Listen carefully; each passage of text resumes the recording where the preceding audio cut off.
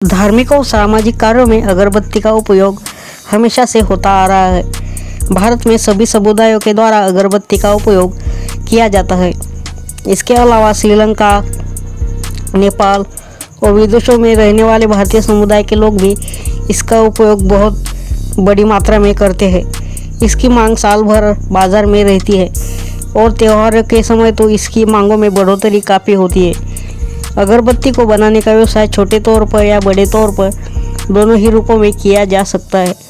यह घरों में सुगंध फैलाने के साथ ही कीटनाशक और एंटीसेप्टिक गुणों से भरा होता है। इस व्यवसाय को आप अगर छोटे तौर पर शुरू करने की सोच रहे हैं तो आप इसे घर से भी शुरू कर सकते हैं, लेकिन अगर आप इसे बड़े पैमाने पर करने की सोच रहे हैं तो आपको अपना बिजनेस शुरू करने के लिए लगभग 1000 स्क्वायर फीट तक की जगह की ज़रूरत पड़ेगी।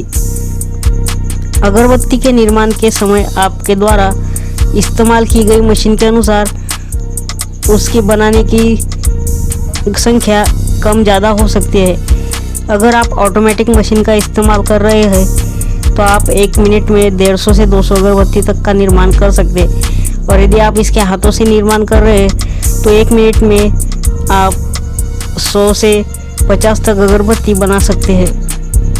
इस बिज़नेस को आप 13,000 रुपये की लागत के साथ घरेलू तौर पर भी हाथों से शुरू कर सकते हैं।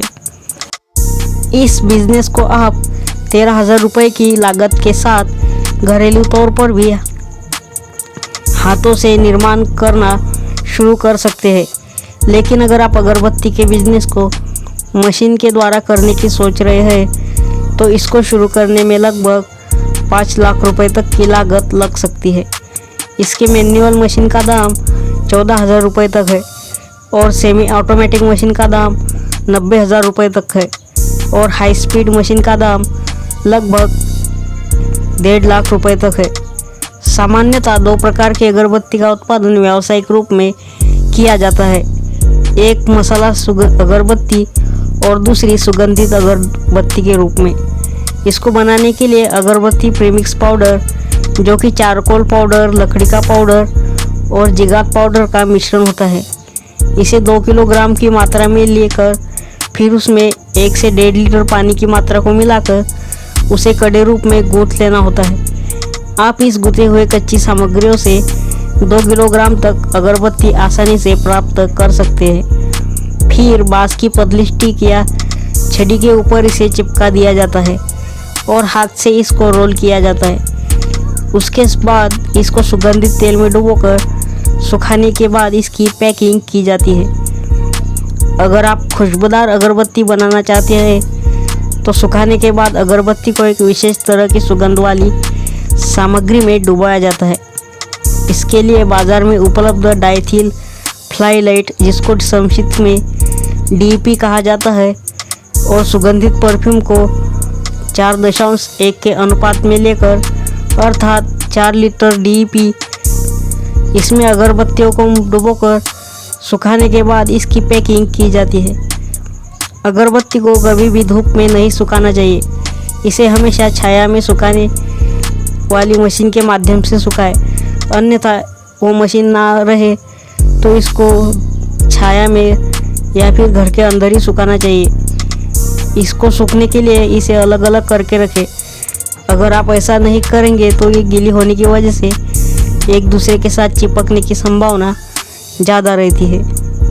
आप बड़े या छोटे तौर पर जिस भी रूप में व्यवसाय को शुरू करने की सोच रहे हैं उसके अनुसार मशीनों का चुनाव करना बहुत आवश्यक है। आमतौर पर अगरबत्ती को बनाने वाली मशीन 3 प्रकार की पाई जाती है। पहली होती है मैनुअल मशीन, दूसरी ऑटोमेटिक मशीन और तीसरी हाई स्पीड ऑटोमेटिक मशीन। इसके साथ ही कच्चे माल को सुखाने के लिए मशीन, कच्चे माल को मिलाने के लिए भी अलग मशीन होती है। किसी भी वस्तु को खरीदने से पहले ग्राहक उसकी पैकिंग देखते हैं। अगर अगरबत्ती की पैकिंग अच्छी हो तो यह ग्राहक को पहली नज़र में खरीदने के लिए आकर्षित करेगी, इसलिए इसकी पैकेजिंग पर विशेष ध्यान देना चाहिए। पैकिंग के बाद इसकी मार्केटिंग आप किसी भी स्टोर में कर सकते हैं। अगरबत्ती की पैकिंग मशीन या हाथों के माध्यम से भी की जाती है। घरेलू रूप में हाथों से अगरबत्ती की गिनती करके इसे पहले प्लास्टिक के पाउच में भरकर फिर कंपनी का लोगो या नाम लगे हुए रंगीन प्लास्टिक का कार्डबोर्ड के डब्बे में भरा जाता है।